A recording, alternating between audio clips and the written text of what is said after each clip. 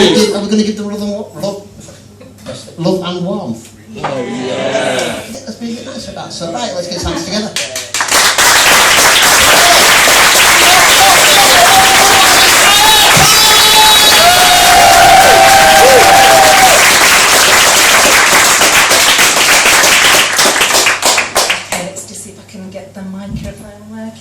Thanks very much for that. It's always nice to get a warm hand on your entrance, isn't it? Right, my name's Ali.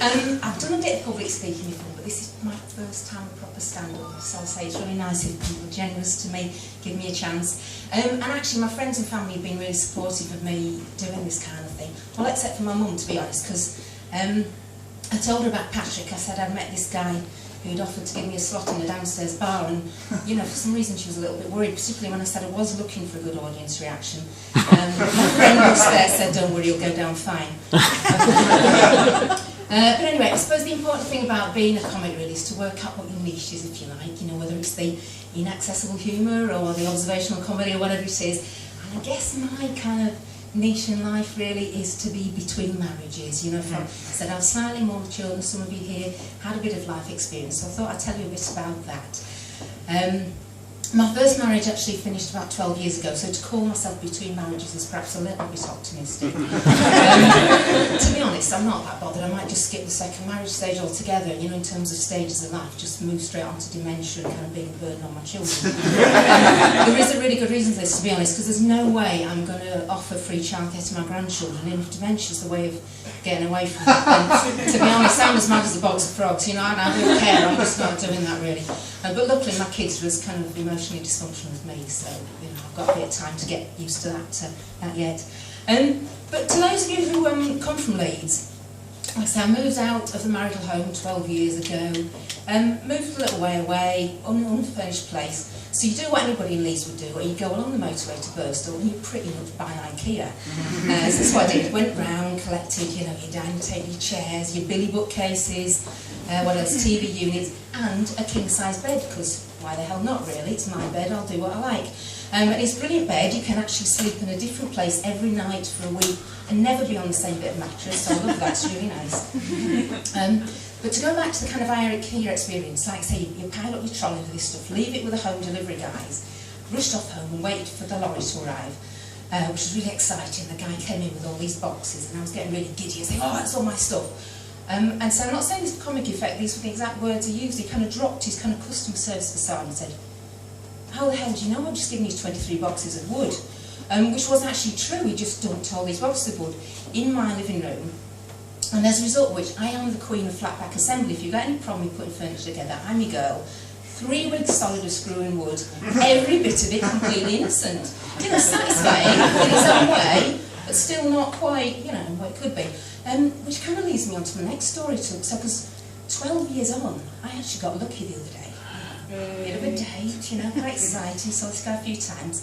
Came back to my place, and I was getting to the point where, if I might put it, the date was getting a bit more energetic, and gradually moved upstairs. King-size bed, you see, no laughing now, you know, just kind of beginning to pay back, so to speak. And I was then reminded that it had been 12 years since I put this bed together, and well, the wood was starting to squeak a bit, if I might put it that way, when it was rubbing, if you know what I mean, the squeaking.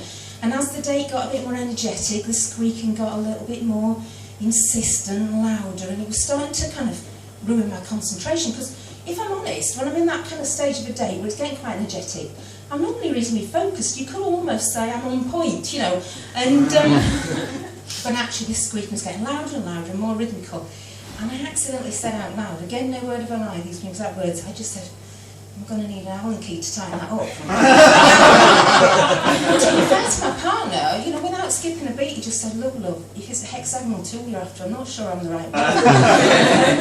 You know, which was, you know, I think I might hound him, because with material like that, he kind of might be a keeper. It did get me thinking. I've never been on these things like eHarmony, but do you think they've got like categories like geometric kind of compatibility? Because that'd be kind of interesting. And it got me thinking, for those of you who've been to Verve before, as well as the Girls Aloud stuff, there's a bit of a tradition of mathematical jokes. So I went on Google and started Googling 3D shapes and stuff like that, but to be honest, for you the comics in the audience, that's about as much as you're going to get out of hexagonal prism. There's just nowhere to go with that. But anyway, meanwhile, back at my date, to be fair, I did reassure my partner and just said, look, there was nothing wrong with the tool he was using, and that it wasn't me that needed tightening up. Well, you know, I've had 2 kids, but it's going to take more than an Allen key, everybody, so let's but the trouble with doing an act like this is you start to think about smut and double entendres all the time, and I've actually found it quite difficult the last few weeks preparing for this, that every time somebody says something to you like it's pure, perfectly innocent, I start to think, there could be another angle on that. And recently I joined Twitter. I don't know if other people are on Twitter, because if you'd asked me a few months ago to what's Twitter, I just think, oh, a bunch of egotists drivelling on about their sad life because they've got no friends. And now I'm on Twitter, yeah, it really is. Drivelling on about themselves because they have no friends, but, you know, hey, I should know.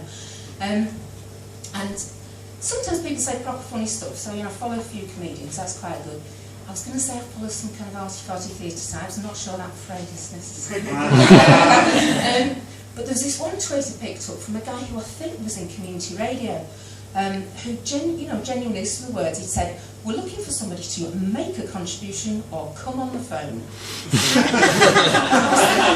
Lots of people do that every night. Is that really community interest? Or, you know, I'm really not sure about that. And then I wondered, maybe he actually meant it, maybe there's some euphemism for making a contribution that I've kind of missed all this time. To be honest, I also wondered whether I've missed something about drive time and maybe I should start paying more attention. But maybe it's like, you know, I gave my girlfriend a big contribution tonight, she'd pay me back generously or something like that, maybe it really does mean something. And then I thought I could use this phrase if I should talk about meaning. Because again, those of you who live in Leeds, have you ever done the kind of walk of doom, as I call it? You start at Boots and Next and Starbucks and walk along Commercial Street towards Land's Lane. You get harangued by guys and girls, really cheerful, irritating people, trying to get you to sign up to charities. Now, I don't have anything about charities, you know, there's no mate, give money to charities, all the rest of it, but they're really annoying. So I thought to myself, yeah, the next time one of them comes up to me and says, would you like to make a contribution? I might just say, well, actually, I gave once already today, and if Matt Damon's on telly tonight, I might just make a second contribution on the spot. You know, get you out that one, really. And I've always had a bit of a soft spot for diarrhea, and maybe this is the kind of thing that telephones really need, that you genuinely say, you know, I'd really like to give to comic relief tonight. So